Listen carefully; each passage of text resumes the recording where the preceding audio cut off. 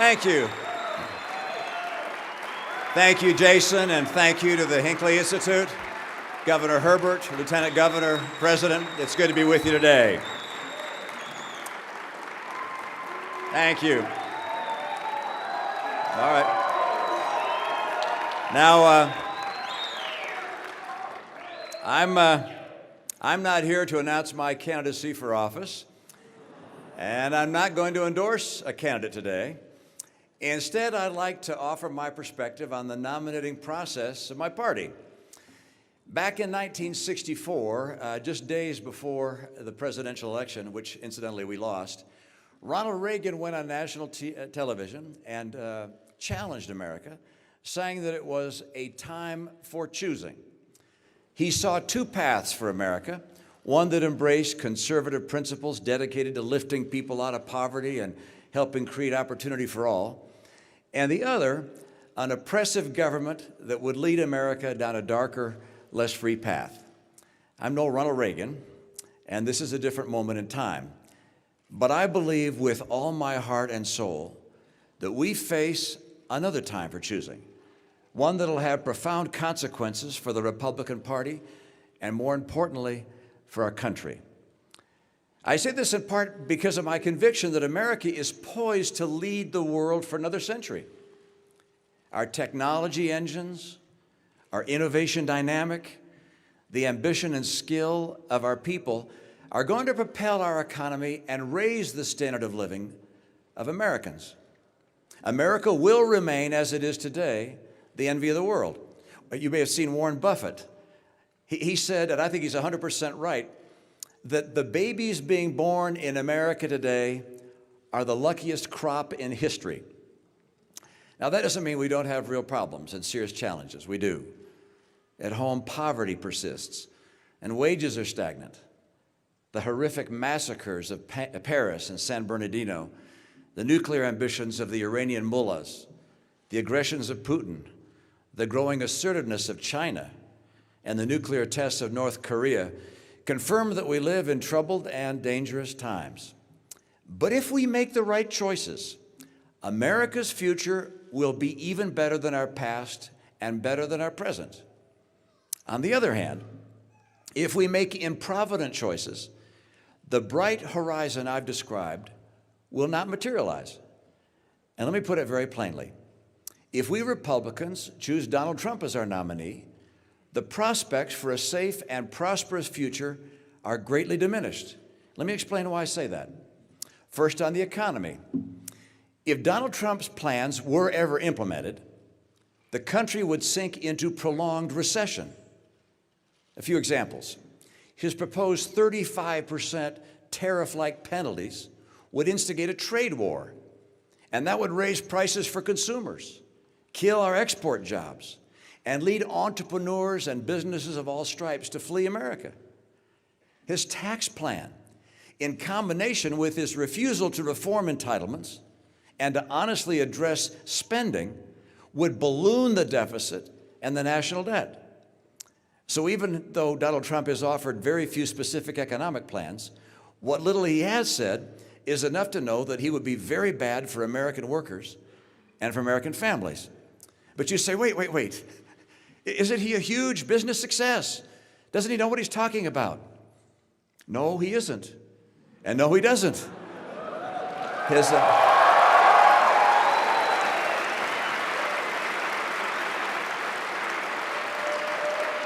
Look, his bankruptcies have crushed small businesses and the men and women who work for them. He inherited his business. He didn't create it. And whatever happened to Trump Airlines? How about Trump University? And then there's Trump Magazine, and Trump Vodka, and Trump Steaks, and Trump Mortgage. A business genius he is not. Now, not every policy that Donald Trump has floated is bad, of course. He wants to repeal and replace Obamacare. He wants to bring jobs home from China and Japan. But his prescriptions to do those things are flimsy at best. At the last debate, all he could remember about his health care plan was to remove insurance boundaries between states.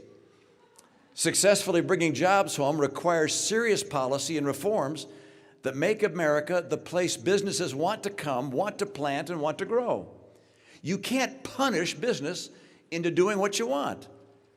Frankly, the only serious policy proposals that deal with a broad range of national challenges we confront today come from Ted Cruz, Marco Rubio, and John Kasich.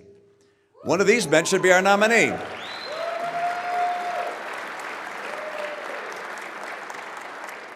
Now, I know that some people want this race to be over.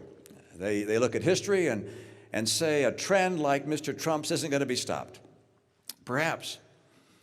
But the rules of political history have pretty much all been shredded during this campaign. If the other candidates can find some common ground, I believe we can nominate a person who can win the general election and who will represent the values and policies of conservatism. Given the current delegate selection process, that means that I'd vote for Marco Rubio in Florida, and for John Kasich in Ohio, and for Ted Cruz, or whichever one of the other two contenders has the best chance of beating Mr. Trump in a given state. Now let me turn to national security and the safety of our homes and loved ones. Mr. Trump's bombast is already alarming our allies and fueling the enmity of our enemies. Insulting all Muslims will keep many of them from fully engaging with us in their urgent fight against ISIS. And for what purpose? Muslim terrorists would only have to lie about their religion to enter the country. And then what he said about on 60 Minutes, did you hear this? It was about Syria and ISIS, and it has to go down as the most ridiculous and dangerous idea of the entire campaign season. Let ISIS take out Assad, he said, and then we can pick up the remnants. Now think about that. Let the most dangerous terror organization the world has ever known take over an entire country? This recklessness is recklessness in the extreme. Now, Donald Trump tells us that he is very, very smart. I'm afraid that when it comes to foreign policy, he is very, very not smart.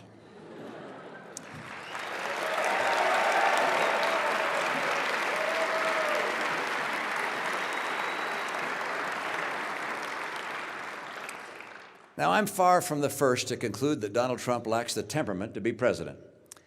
After all, this is an individual who mocked a disabled reporter, who attributed a reporter's questions to her menstrual cycle, who mocked a brilliant rival who happened to be a woman due to her appearance, who bragged about his marital affairs, and who laces his public speeches with vulgarity. Donald Trump says he admires Vladimir Putin. At the same time, he's called George W. Bush a liar. That is a twisted example of evil trumping good.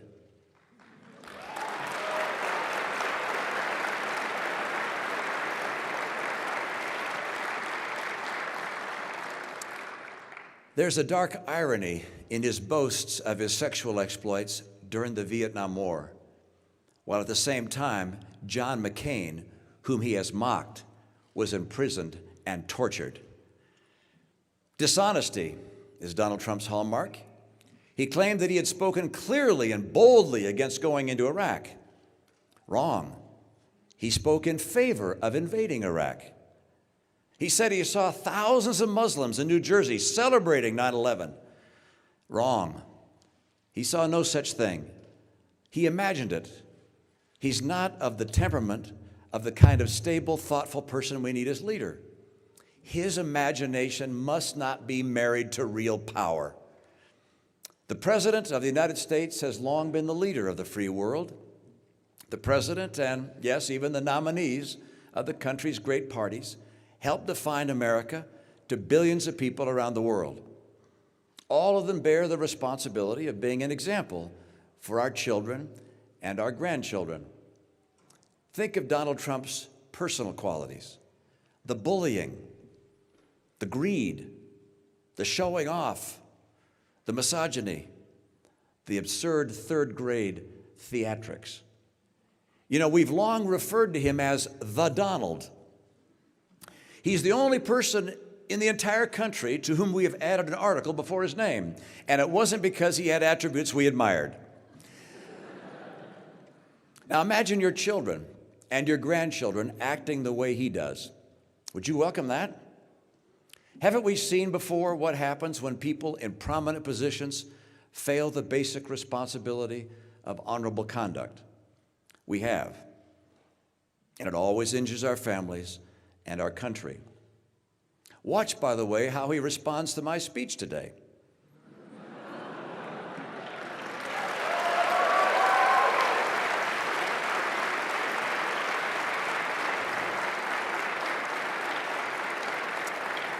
Will he talk about our policy differences, or will he attack me with every imaginable low-road insult?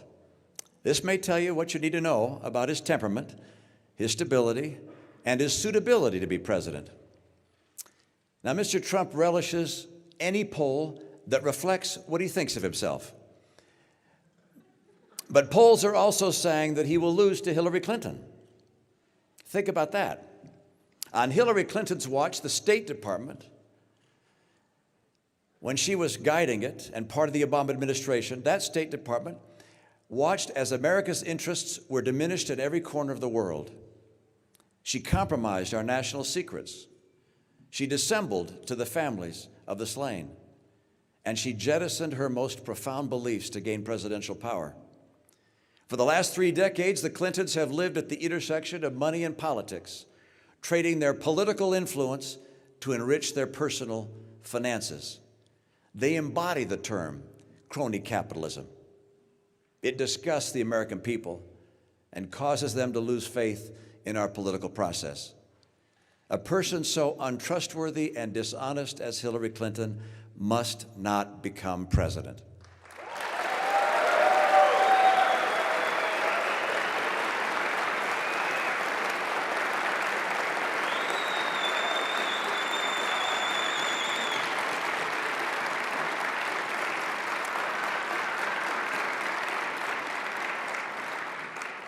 Of course, a Trump nomination enables her victory. And the audio and video of the infamous Tapper-Trump exchange on the Ku Klux Klan will play 100,000 times on cable and who knows how many million times on social media. There are a number of people who claim that Mr. Trump is a con man, a fake. Thank you.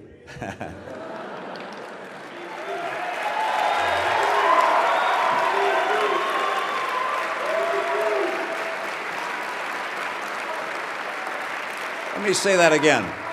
There's plenty of evidence that Mr. Trump is a con man, a fake. Mr. Trump has changed his positions not just over the years, but over the course of the campaign.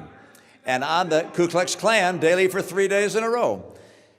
We will only really know if he's a real deal or a phony if he releases his tax returns and the tape of his interview with the New York Times. I predict that there are more bombshells in his tax returns. I predict that he doesn't give much, if anything, to the disabled and to our veterans. I predict that he told the New York Times that his immigration talk is just that, talk. And I predict that despite his promise to do so, first made over a year ago, that he will never, ever release his tax returns. Never. Not the returns under audit, not even the returns that are no longer being audited. He has too much to hide. Nor will he authorize the release of the tapes that he made with the New York Times. If I'm right, you'll have all the proof you need to know that Donald Trump is indeed a phony. Attacking me, as he surely will, won't prove him any less of a phony. It's entirely in his hands to prove me wrong. All he has to do is release his back taxes like he promised he would, and let us hear what he said behind closed doors to the New York Times. You know, Ronald Reagan used to quote a Scottish philosopher who predicted that democracies and civilizations wouldn't last much longer than a couple hundred years. And John Adams wrote this: "Remember, democracy never lasts long. It soon wastes, exhausts, and murders itself. There never was a democracy yet that did not commit suicide." That's John Adams. I believe that America has proven these dire predictions wrong for 2 reasons. First, we've been blessed with great presidents with giants among us. Men of character, integrity, and selflessness have led our nation from the very beginning. None were perfect. Each surely made mistakes. But in every case, they acted out of the desire to do what was right for America and for the cause of freedom. The second reason is because we're blessed with a great people. People who at every critical moment of choosing have put the interests of the country above their own. These two things are related. Our presidents, time and again, have called on us to rise to the occasion. John F. Kennedy asked us to consider what we could do for our country. Lincoln drew upon the better angels of our nature to save the Union. I understand the anger Americans feel today. In the past, our presidents have channeled that anger and forged it into resolve, into endurance and high purpose, and into the will to defeat the enemies of freedom. Our anger was transformed into energy directed for good. Mr. Trump is directing our anger for less than noble purposes. He creates scapegoats of Muslims and Mexican immigrants. He calls for the use of torture. He calls for killing the innocent children and family members of terrorists. He cheers assaults on protesters. He applauds the prospect of twisting the Constitution to limit First Amendment freedom of the press. This is the very brand of anger that has led other nations into the abyss. Here's what I know. Donald Trump is a phony, a fraud. His promises are as worthless as a degree from Trump University.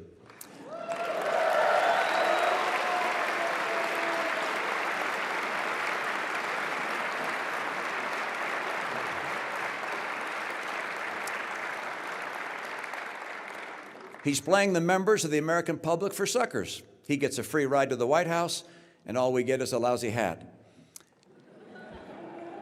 His domestic policies would lead to recession. His foreign policies would make America and the world less safe. He has neither the temperament nor the judgment to be president, and his personal qualities would mean that America would cease to be a shining city on a hill. I'm convinced America has greatness ahead, and this is a time for choosing. God bless us to choose a nominee who will make that vision a reality. Thank you, and God bless you all. Thank you.